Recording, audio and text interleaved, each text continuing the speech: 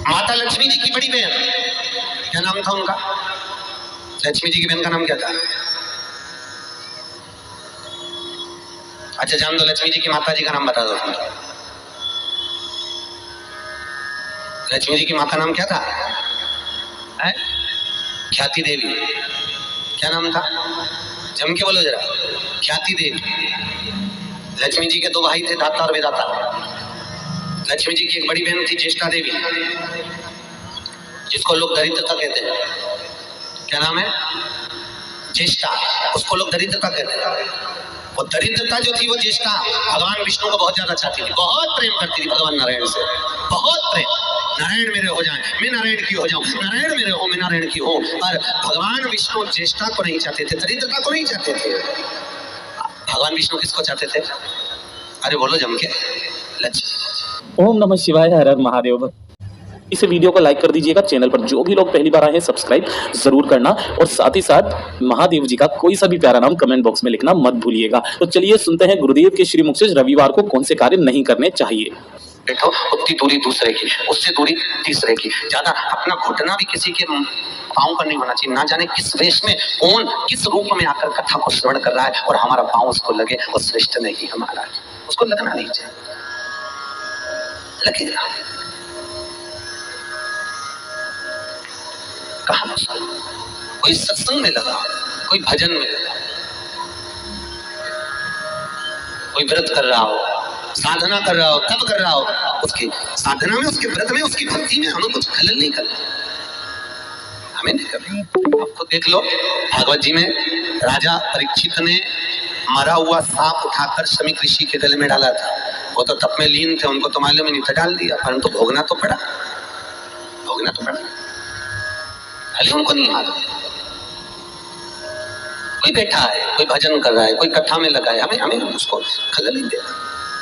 कई बार तो कई जगह कथा करने जाते हैं ना, तो वहाँ जगह कम रहती है तो दिन भर लगे रहते हैं, खस को आगे सरको, आगे सरको, आगे बढ़ो, आगे बढ़ो। पूरी कथा में जो कथा सुनने में चित्त लगा हुआ है, किसी का मन लगा हुआ है, तो भी उसको खसकाया जा रहा है। अरे भैया, तो एक बार में जब चालू हो कथा, उस समय पे खड़े रह के सबको पहले आगे बिठा दो, फिर आगे जहाँ मर्जी पड़े हाँ बिठा। परंतु एक चीज हमने यहाँ देखी करमाला में भागवत ज्ञान गंगा यज्ञ समिति में, कि यहाँ कोई वीआईपी जैसा कोई काम नहीं है। कि हमने अनेक जगह कथा करने जा रहे हैं तो वहाँ पर पहले कथा चलते में माइक उठा के बोलने लगते हैं, श्रीमान जी आ रहे हैं, अब वो माल्यार्पण करेंगे, अब वो ये करेंगे, अब वो ये करेंगे, और मालूम पड़े उतनी देर की कथा जैसी कृष्णा हो गई। तो यहाँ ये वीआईपी पर नहीं, यहाँ तो एक बात है कि 7 दिन की कथा में जो कथा व्यासपीठ से चालू होती है तो 9:30 बजे तक कोई बीच में अड़चन डालने वाला भी नहीं आता। ये भागवत ज्ञान गंगा यज्ञ समिति के लिए एक बार जोरदार ताली बजाओ, ये चीज अच्छी। हम कई लोग, और ऐसे टाइम पे कथा अच्छे टाइम पे रखी तुमने कि कहीं कोई कहे कि आमदार आ रिया ने खासदार आ रिया, तो बापड़ा तो यूं ही पढ़िया भी तो कोई आने की, तो भजन करो, कथा, अभी कोई नहीं आ सकता। चित्तवृत्ति में महीना धन्य कला तीनों निकली।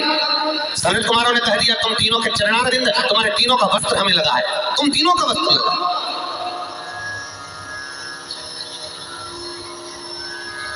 तीनों का वस्त्र। तुलसी कौन से दिन नहीं तोड़ते? अरे जम के बोलो जरा, हैं? रविवार के दिन। क्या बोल रहे हो? जम के बोलो, कौन से दिन? रविवार के दिन तुलसी नहीं तोड़ते। क्यों नहीं तोड़ते? जल्दी बोलो भाई। किसी ने कहा रविवार को तुलसी नहीं तोड़ते, तो क्यों नहीं तोड़ते? कोई ने कहा रविवार को पीपल के पेड़ की परिक्रमा नहीं करते, क्यों नहीं करते? उसका कारण भी तो मालूम होना चाहिए। ये कोई ने कुछ बोल दिया और तुमने मान लिया, तो उसका कारण है। रविवार को तुलसी क्यों नहीं तोड़ते? फिर वही बात आ गई, ये मेना धन्या कला वाली बात को याद करो। भगवान राम जनकपुरी में पहुंचे, विश्वामित्र जी ने धनुष टूटने के बाद राम से कहा, राम आज जाओ तुलसी लेने के लिए जाओ, तुलसी लेके आओ, फूल लेकर आओ, पुष्प वाटिका में से कुछ लेकर आइए। पीछे पलट कर देखा तो सीता जी खड़ी थी। विश्वामित्र जी शालिग्राम जी की पूजन कर रहे थे, शालिग्राम जी की पूजन कर रहे थे। विश्वामित्र जी ने पीछे पलट कर देखा सीता जी खड़ी, तो कहा राम एक काम करो, ये पुष्प वाटिका सीता की है, उनके पिताजी की है, सीता को भेज दो, वो फूल लेकर आएगी, वो तुलसी लेकर आएगी। जानकी जी गई उसको उतारे, तुलसी उतारने लगी। तुलसी उतारते समय जानकी जी की हवा इतनी तेज चली कि सीता जी का पल्लू उड़ गया, और जैसे ही पल्लू उड़ा वो तुलसी के पौधे पर गिरा। गिरते ही सीता आगे बढ़ी और तुलसी के कुछ दल जमीन पर गिरे, तुलसी के पत्ते जमीन पर। अब तुलसी के पत्ते जब जमीन पर गिरे, सीता जी तुलसी के दल लेकर, फूल लेकर विश्वामित्र जी के पास में आई। राम जी को दिया, राम जी ने विश्वामित्र जी को दिया। विश्वामित्र जी ने तुलसी के दल लेकर भगवान शालिग्राम को चढ़ाने लगे। इतनी देर में तुलसी के दल गीले हो गए, महाराज गीले। शालिग्राम जी ने हाथ में तुलसी के पत्तों को लेकर पूछा, हे तुलसा माँ, ये बताओ कि तुम रो क्यों रही हो? तुलसा कहती है, शालिग्राम जी को देखकर, शालिग्राम भगवान के ऊपर मुझे मत चढ़ाना। विश्वामित्र जी, जानकी जी तुलसा लेकर आ रही थी, हम एक साथ पली, एक साथ बड़ी हुई, एक साथ एक पौधे में लगी हुई थी, पर सीता के पल्लू से हमारी कुछ बहनें, कुछ दल जमीन पर गिर गए, इसलिए हमें रुदन आ रहा है। वो भी तो शालिग्राम जी के लिए तरस रहे थे। विश्वामित्र जी ने कहा, जानकी, तुम्हारे साड़ी के पल्लू से तुलसी के दल नीचे गिरे हैं, इसलिए आज मैं तुलसी शालिग्राम को समर्पित नहीं करूंगा। वो दिन था रविवार का, इसलिए रविवार के दिन तुलसा नहीं तोड़ी जाती है, वो दिन रविवार था। फिर कहा, रविवार को पीपल के पेड़ की परिक्रमा नहीं लगाना चाहिए। नहीं लगाना चाहिए, क्यों नहीं लगाना चाहिए? उसका व्याख्यान विष्णु पुराण में लिखा है। माता लक्ष्मी जी की बड़ी बहन, क्या नाम था उनका? लक्ष्मी जी की बहन का नाम क्या था? अच्छा जान दो, लक्ष्मी जी की माता जी का नाम बता दो। लक्ष्मी जी की माता नाम क्या था? ख्याति देवी। क्या नाम था? जम के बोलो जरा। ख्याति देवी। लक्ष्मी जी के दो भाई थे, दाता और विधाता। लक्ष्मी जी की एक बड़ी बहन थी, ज्येष्ठा देवी, जिसको लोग दरिद्रता कहते हैं। क्या नाम है? ज्येष्ठा, उसको लोग दरिद्रता कहते हैं। वो दरिद्रता जो थी, वो ज्येष्ठा भगवान विष्णु को बहुत ज्यादा चाहती थी, बहुत प्रेम करती थी भगवान नारायण से, बहुत प्रेम। नारायण मेरे हो जाए, मैं नारायण की हो जाऊं, नारायण मेरे हो, मैं नारायण की हूं। पर भगवान विष्णु ज्येष्ठा को नहीं चाहते थे, दरिद्रता को नहीं चाहते थे। भगवान विष्णु किसको चाहते थे? अरे बोलो जम के, लक्ष्मी बोलो, हर हर। आवाज नहीं आई, जम के बोलो, हर हर। भगवान विष्णु किसको चाहते हैं? लक्ष्मी। और दरिद्रता किसको चाहती है? भगवान विष्णु। महाराज भगवान नारायण ने कहा, लक्ष्मी तुम और हमारा विवाह हो जाए। लक्ष्मी जी कहती है, नाथ विवाह तो हो जाएगा, पर बात इतनी सी है, घर में बड़ी बहन अगर तुम्हारी बेटी है तो छोटी की शादी कैसे हो सकती है? होती है क्या? अरे बोलो तो। नहीं, बड़ी बहन है तो पहले बड़ी की हो जाए, फिर छोटी की हो जाए। मैं शादी नहीं कर सकती जब तक मेरी बड़ी बहन की। भगवान नारायण ने उसी समय पर दरिद्रता का विवाह करने के लिए एक दुस्साह मुनि को बुलाया। उनका नाम था दुस्साह मुनि।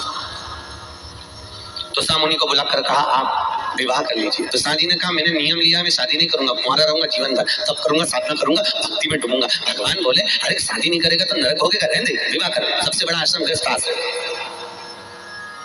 सबसे बड़ा आश्रम है गृहस्थ आश्रम। संत बनना सरल है, साधु बनना सरल है, तपस्वी बनना सरल है, जोगी बनना सरल है, साधक बनना सरल है, संन्यास लेना सरल है, और सबसे ज्यादा कठिन है गृहस्थ आश्रम। एकांत में बैठकर तो कोई भी भजन कर सकता है, गंगा जी के घाट पर बैठकर कोई भी जाप कर सकता है, पर सबसे ज्यादा कठिन है घर में रहकर इधर से पत्नी आवाज लगाए, इधर से पति आवाज लगाए, इधर से बहू आवाज लगाए, और उस बीच में तू एक माला जप करके बता। सबसे ज्यादा कठिन है भगवान का भजन घर में रहकर, बहुत कठिन, बहुत कठिन,